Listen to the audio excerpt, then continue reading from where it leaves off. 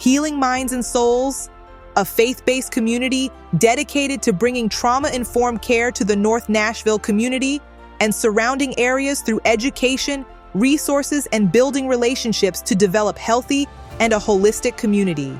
Pastor Ella Clay will be talking about how we can stop allowing fear to overtake us regardless of our past, present, or future. Come and learn how to recognize signs and symptoms of trauma as we understand the emotional, physical, social, and spiritual impact of traumas. We will unpack the meanings of vicarious traumas and how to avoid moral injury as we actively avoid re-traumatizing ourselves and others. Let's learn together how to navigate life challenges of grief, trauma, pain, and/or isolation, and discover our innate strengths of courage, kindness, trust, perseverance, and become better equipped to experience a newfound confidence by not letting circumstances define our current existence or future selves. Join our show today with Pastor Ella Clay. She serves as Senior Pastor of the historic First Community Church and Executive Director of Healing Minds and Souls, 1815, Knoll Street, Nashville, Tennessee, 37208. Good morning. It is a beautiful morning here at Healing Minds and Souls. We're so grateful that God's faithfulness is great towards us. Every morning we wake up, new mercies we see. All that we have need of, God's hands have already provided. And I'll be back with you after we hear from our sponsors. Are you looking for a way to successfully advertise your business or ministry? Look no further than North Nashville's online TV station. Our platform gives you the opportunity to showcase your business or ministry to a wide range of viewers. With our advertising service, you get access to creative professionals who can help spread your message and reach potential customers in a cost-effective manner. We understand the importance of creating an impactful advertisement, and we are committed to helping you achieve your goals. Are you looking to watch some of your favorite family TV shows like The Dick Van Dyke? The Dick Van Dyke Show, starring Dick Van Dyke, Lucy,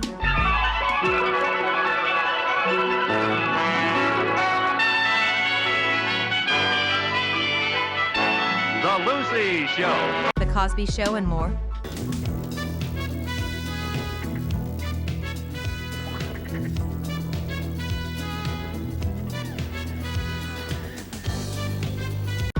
Look no more.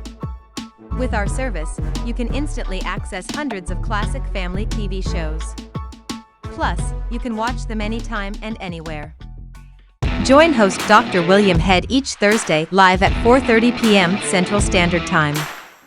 The show is Let's Talk About It, chats with experts on their field, issues that affect everyone, and interviews with people who have found success in life. Good morning. Hey, good morning. We have Colin Mayer here with us this morning, who has worked in nonprofit leadership his whole career, working in organizations impacting community and intersection of poverty, homelessness, and hunger. Most recently, Colin is the Chief Executive Officer at The Store, a nonprofit started by Brad and Kim Paisley, working to address food insecurity in Nashville and beyond. Prior to joining The Store, Colin was the Chief Operating Officer at Safe Haven Family Shelter, where he helped lead the agency's rapid growth, including tripling the agency's budget and the number of families moved from homelessness into permanent housing. That's amazing. Before Safe Haven, Colin served as Director of the Social Services at the Catholic Charities of Tennessee, where he oversaw the agency's adoptions, counseling, and housing programs. Colin has particular expertise in nonprofit management, especially strategic planning, systems building, program designs, and grant management. Colin holds an MBA at Alabama at Birmingham and an MDiv at the University of Notre Dame. Colin has served on numerous nonprofit boards, including Nashville Living Wage and Dove Housing Ministries. Colin also serves as a consultant for nonprofit agencies nationally, providing expertise in data, tracking and analysis, project management, development, and program evaluation. We certainly welcome you this morning. Thanks so much for having me. I've been looking forward to this. Glad to be with you. Thank you so much for being with us. So Colin, your bio is just so well-rounded. The bio made me feel old hearing it all. I was like, did I do all that? Just your many accomplishments. And it's amazing when you're doing the work that you feel that God has called you to do, things that have set your life in a trajectory where you're helping humanity, how sometimes time passes really, really fast, right? And so I am particularly interested in how you landed in the nonprofit world. Gosh. Yeah, so when I finished undergraduate, I finished with a degree in engineering. I thought I was going to go be an engineer for some corporation, and the Spirit had other plans for me, and almost immediately when I got into my first corporate job, I just kind of felt this tug at my heart, and it was the tug of people who were struggling, the tug of kind of needing to do more to address inequities in our community. And so I took my first nonprofit job. It was kind of like an entry-level fundraising, storytelling type job, but what it did is it introduced me to the needs of the community. It got me out to see the kinds of people that wanted to dive in and help make a better community, to address things like poverty, homelessness, and hunger. And gosh, after that first job, I couldn't look back, and it's just been a continual path for me. And I've had different roles, and I've had times focused on homelessness, now focused on hunger, but in many ways those different issues in our community are all related. And but yeah, ultimately it was kind of the pull of the Spirit calling me to do something about people that are struggling, to walk alongside people that are experiencing things that nobody should have to experience. So yeah, that's how. Thank you so much for sharing that. And it's amazing how we may have thoughts and plans, but God knows the thoughts and plans that He has toward us, and that's plans to prosper us, to give us a future hope and an expected end. But it's not only for us, right? It's for humanity at large. Oh, you're right. So I've had just such a wonderful career so far, and this work was meant for me, and I was meant for this work, and God knew that, and yeah, so it's been, I've thrived in doing this work and being faithful to that. But I hope because of this work that me and so many others have done, that the community is going to move towards a place of thriving. We can really make a dent on some of these social inequities that are so harmful to our people and to our communities. So you're exactly right. I love how you said this work was meant for you and you're meant for the work. I love that. And so obviously this work is really meant for you. It's stated in your bio that you have the capacity, the ability to turn agencies around and help them to thrive economically, also helping them to serve more individuals. Can you speak to that? And I think that's really important. The reason why is because I've seen a lot of leaders come into nonprofit organizations, and oftentimes they turn it topsy-turvy. Oh my gosh, we don't want to do that. Right, and so God has given you something very, very special where you're able to stabilize an organization, you're able to help them grow economically, and you're able to do strategic planning. How are you able to do that? The one thing I would say, it's not me. What I think I'm probably good at is like finding kind of the gem and the core of an organization and lifting that up. So take where I am right now, the store.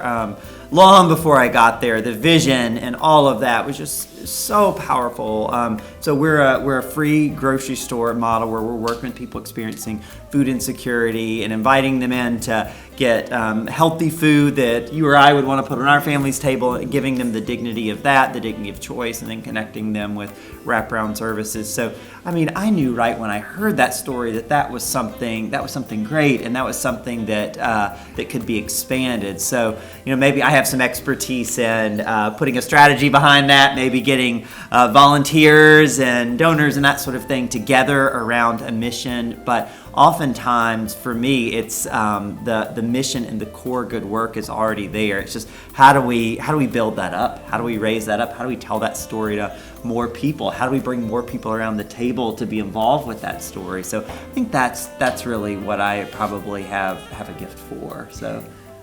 And I think you said something important, that you stay true to the mission, and possibly that could be the challenge that happens when other organizations are bringing in leadership, That's right. sometimes the mission or the vision gets lost. We call that mission drift sometimes, where maybe in the interest of going after a grant or growing, that we kind of stray from our core, we stray from our mission, and that where it might seem like a good idea at the time, it can be so harmful to nonprofits because our mission is who we are. It's what we're about. It's everything to us. So the real key is taking that mission and letting it infuse in everything that we do, always being about the mission. Everything we do, we've got to ask the question, is it going to advance the mission forward? The other thing is in a community where there's so many needs. So, at the store, we're about food insecurity, but we see all the other things. We see the trauma, we see the homelessness, we see all of those sorts of things. So part of the art of running a good nonprofit is knowing what you're good at, what your kind of core competencies are, and then bringing around partners that can help do those other pieces, because no nonprofit can kind of solve everything, but issues are so interrelated that if we're kind of on our own island trying to solve all these problems, it's not going to work. But if we're in partnerships, if we're in collaboration, then we can be really strong together, and we can really make a dent in a lot of these different community problems. So. And that's exactly what the store is doing. The store is absolutely beautiful, and I think that it's probably one of the best kept secrets here in Nashville.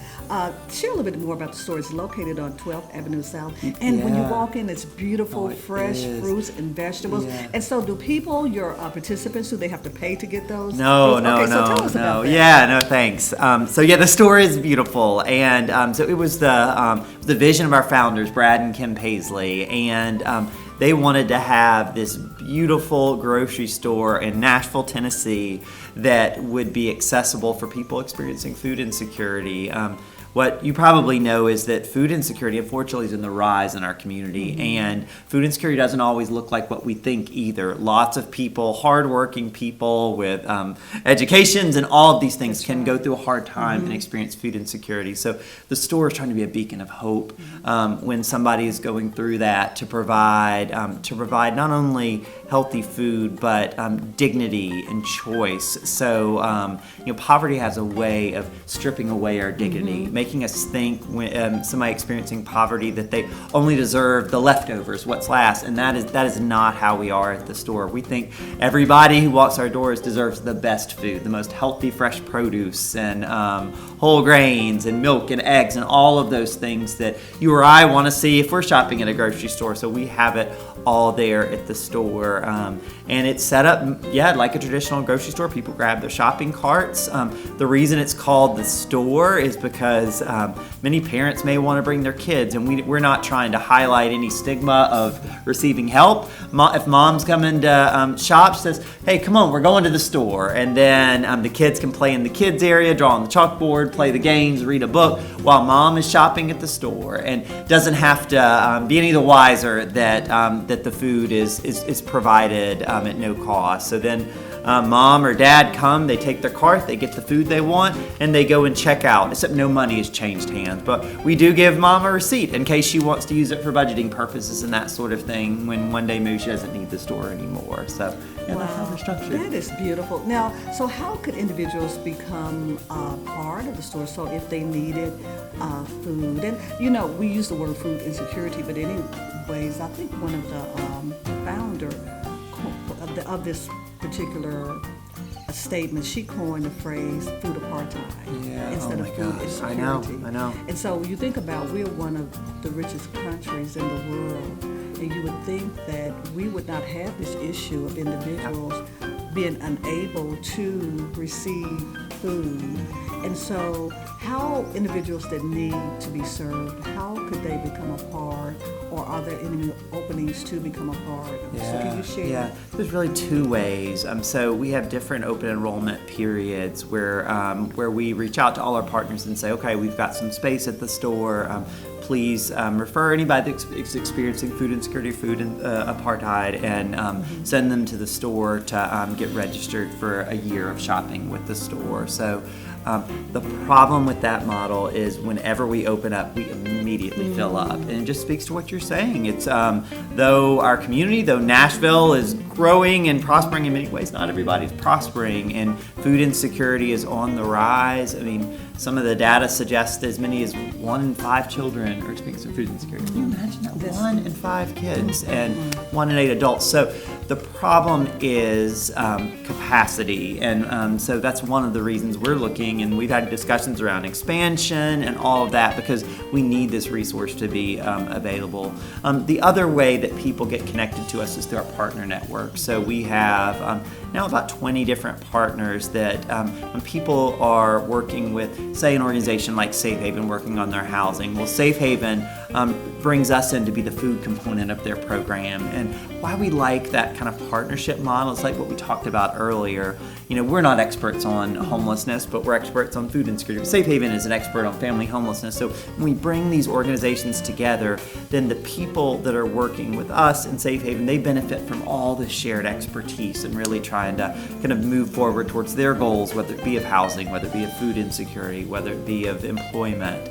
So we love those partnerships where we're able to provide those multiple services. So that's kind of the other way, is working through our partner networks to reach out to people. Yeah. I love the idea of the wraparound service, Yeah. right? Because oftentimes if a person has issues with food insecurity, they're going to have other issues. So one issue kind of bleeds into another Yeah. issue.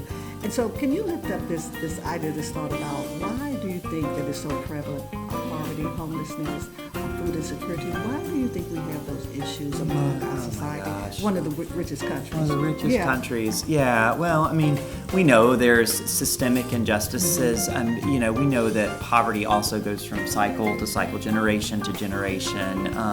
And so it's unfortunate, but the data would show that if your parents were experiencing poverty and homelessness and hunger, and your grandparents were, you're probably going to be experiencing that too. And there's economic reasons, there's racial reasons, all of those sorts of things. But what it amounts to is often there are whole systems that are stacked up against some of our neighbors in our community to thriving.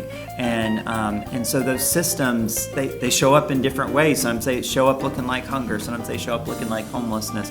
They almost always show up looking like trauma of some kind, and often they show up together, all of these problems together. And so addressing them is super complex. And so what I would say is even an organization like the store that is doing great work addressing food insecurity, we always have to be looking at those systems that are holding people back and that keep make it where some people thrive in, again, the richest country in the world and in a prospering community like Nashville, and others do not thrive, do not grow when their communities are growing. And so as we're supporting organizations like the store, we've always got to keep in mind those systemic things that are holding people back. I thank you again for that. And I think about how oftentimes when we are serving the participants, we are helping humanity, how do we, again, learn to disrupt those generational cycles that's repetitive? Oftentimes we see it generation after generation. So when you see that common thread, again, with the wraparound service with the other organizations, helping individuals come to the realization that is there a certain amount of responsibility that we have? I think Power, so. right, Yeah. that God has given us. That's So right. that although something tragic or something painful or something traumatic may have happened in my life, in my parents' life, but now I have to come to the realization that I have power that right. God has given all of us That's right. to help myself work through some of the challenges. No, that's right. And I think the word that comes to mind first is community. I think we need a community of caring people to wrap our arms around people who are struggling. And so that means the store can't be doing it just in isolation. We need the work that you and your church community is doing. We need the work of all these other nonprofits that are doing it. And so we need organizations, and it's something the store's tried to do, that are bringing lots of organizations, lots of caring people around the community table to make sure that people's needs can be addressed holistically, because it is hard to navigate the social service sector anywhere, and certainly in Nashville is no different. So we've got to make it easier for people to, you talk about making the decisions to, accomplish goals, take agency back and that sort of thing. But we as nonprofits, as church, we've got a responsibility too to help reduce barriers to getting the services and that we need. And then I think the other piece that sometimes gets missed is the piece about dignity, seeing the dignity in every human person, and then designing our programs, our agencies, our nonprofits with that lens of dignity, of compassion, of recognizing, I mean, from a faith perspective, that everybody's a child of God and that it has infinite worth. And so that's why the store is organized as it is. It's a little more expensive to always have fresh produce, for example, and to give people the power of choice. But what we say at the store is people experiencing food insecurity, they're worth it. Their kids are worth it, they are worth it. And so when we create, I think the store is like kind of an oasis of food for people experiencing food insecurity. But that lifts people up and that tells people you are worth it and you can do this. And I think it provides hope for people. And, I think when community, dignity, and hope come together, really powerful things happen. I love the word dignity, dignifying individuals when they come to the store, dignifying individuals even when they shop at the resource center here at Belmont. Exactly right. Bring them dignity. Now, let me ask you this, Colin. So what are some of the challenges? I like to use the word as it relates to dignity, Imago Dei. So when you look at individuals, you're looking at them use the image of God. Every individual that we come in contact with, we want to see the very image of God, and also we want them to see the image of God within us as well. No matter what state they may be in, still they have been created in the very image and the likeness of God. Oftentimes it's challenging to help individuals come along, to bring them to that understanding.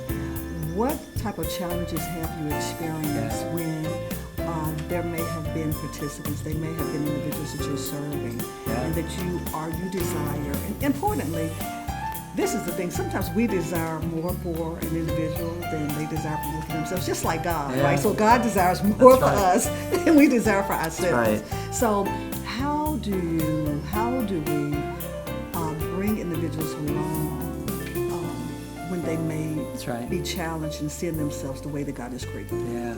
Well, first, if you imagine Pastor Ella or Colin on our very worst day, I don't show up as my best. If I didn't get a lot of sleep and my kids were up all night, I might show up a little bit grumpy and I might not be my most charming self or whatever. And you are pretty charming. Oh well, thank you. But you do a lot of work around trauma, and so when people have experienced the levels of trauma that people who are homeless, who have experiencing food insecurity, have experienced, they're not always showing up as their best self, and so part of kind of seeing them, the image of God in them, seeing them as a child of God, is looking beyond those worst days, which is when they're normally going to show up for their food, or because if you're hungry, you're not showing up as your best self, period. And so so there are challenges, but and I talked to my staff about this.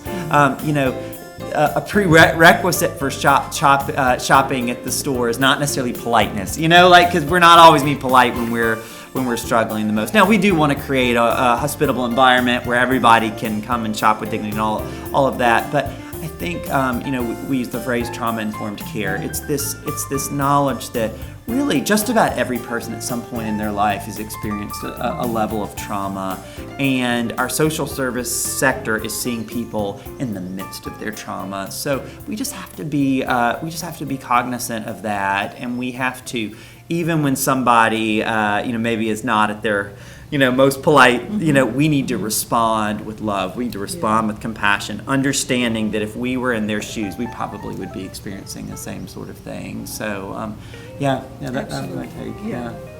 Thank you so much for that. So let's talk about the relationship. So you are located 12th Avenue South. Could you give the address? 2009 12th Avenue South, right off of Belmont's campus. So, Yes. Yeah. Let's talk about the relationship, the store in Belmont. Oh my gosh, Belmont has been so important to the store. So kind of pull the pieces together. Brad Paisley graduated from Belmont, and just the school was so important to him that when he had this vision, he and his wife Kim had this vision for the store.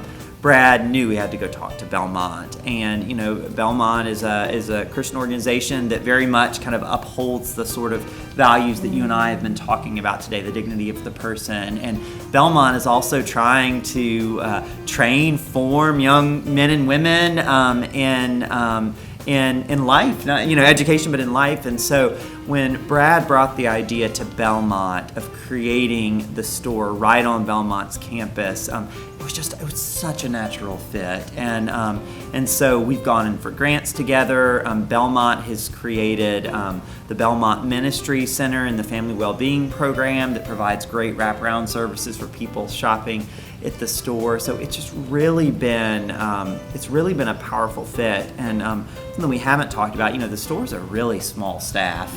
We are providing tens and hundreds of thousands of meals with a staff of about 5. How do we do that? We have an army of volunteers. So we have really people from throughout the whole Nashville community that are coming to volunteer and to run the grocery store, to work the checkout lines, to unpack the pallets. And a key part of that volunteer base is Belmont students who, and it's always fun to see, as part of going to Belmont, you kind of commit to do a certain level of volunteering, but what's fun to see is when the students stay after they get their hours and they keep coming back, because it is powerful to be a volunteer at the store, and because you're both face-to-face with food insecurity, but you're also face-to-face with hope. You're face-to-face with the magic happening, powerful happening, lives being changed. And so that link, Belmont is our rock. They're the kind of the foundation that we started this first location on. And they've also taught us a lot about, as we think about expansion, making sure that we have some of those foundational partners that can help be a rock for the store and vice versa. Because again, the store will never be able to do what it's trying to do on its own. We need partners like Belnut, partners like y'all to make it happen. So, yeah. And thank you again for the great work that you're doing in the partnership with Belmont. I'm sure you're grateful. Yeah. Oh my gosh, Belmont is fabulous. We're so grateful, and we've been having conversations that even as we talk about expanding to a second location, Belmont is always going to be there and an important part of that. So thank you to Belmont, to their students, to everybody who's associated with Belmont at all. It has been the difference maker in getting the store off the ground and getting it to where it is today. And again, the work that you're taking, so you individuals that are in a hopeless situation, you're taking that and you're helping them to become hopeful. That's right. We're infusing hope into the situation. Yeah, it's not just about pounds of food. It's not just about canned goods. It is about bringing hope, dignity, and compassion. And in my mind, those are the real game changers. When somebody experiences hope, when somebody sees the compassion of another person, that's what has the power to transform, along with meeting those basic needs. Absolutely. So, Colin, what would you share with someone that's feeling really destitute in a very, very hopeless situation, have experienced life where they've had one trauma after another trauma, and they just don't know what to do?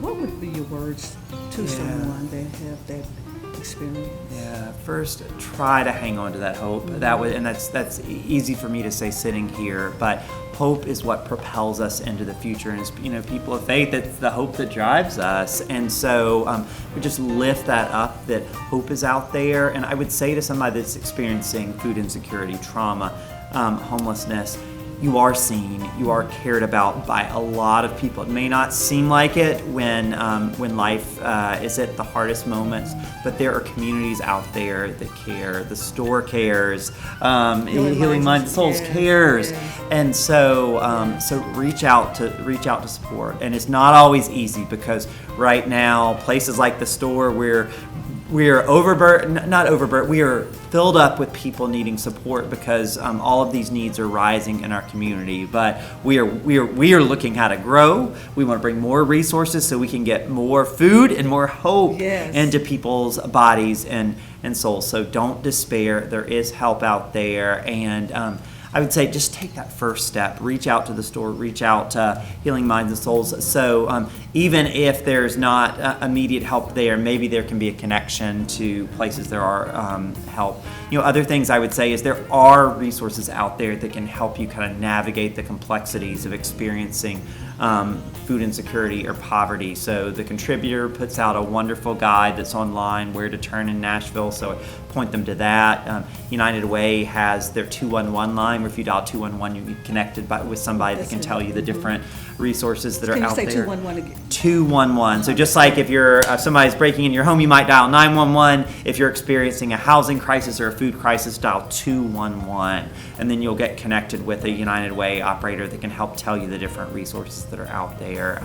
It's not easy being poor. It's not an easy experience. Food insecurity sometimes feel like a full-time job, but there are resources out there, so don't lose hope. That's what I would say. That's awesome. Absolutely. And I love your passion. I Oh love my your gosh. excitement. Yeah, you too. You too. It just grows when we're together in the same Absolutely. room. Iron sharpens iron, That's right. That's Yes. right. So thank you again for being here with Oh us. my Do you gosh. have any final words for our audience on today? Yeah, thanks for watching. Be part of this. Be part of the solution. Look for places and communities that are carving out hope in our community. And these are places that are going and doing the hard work of working with people that are experiencing poverty and food insecurity. Go get to those places where you see hope and get involved. Get involved in volunteering, get involved in donating, get involved in sharing your voice, which is so important. But don't stay on the sidelines of hunger and poverty and homelessness. Get involved and make a difference, because we need everybody around the table to address these hard problems. Thank you so Yeah, much. thank you. And God does know the thoughts and the plans that He thinks towards you. And they are to prosper you, to give you a hope, a future, and a wonderful end. Remember that God loves you wherever you are. No matter where we may be, God still loves us even the greater. Thank you so much for joining us. We look forward to seeing you on next week.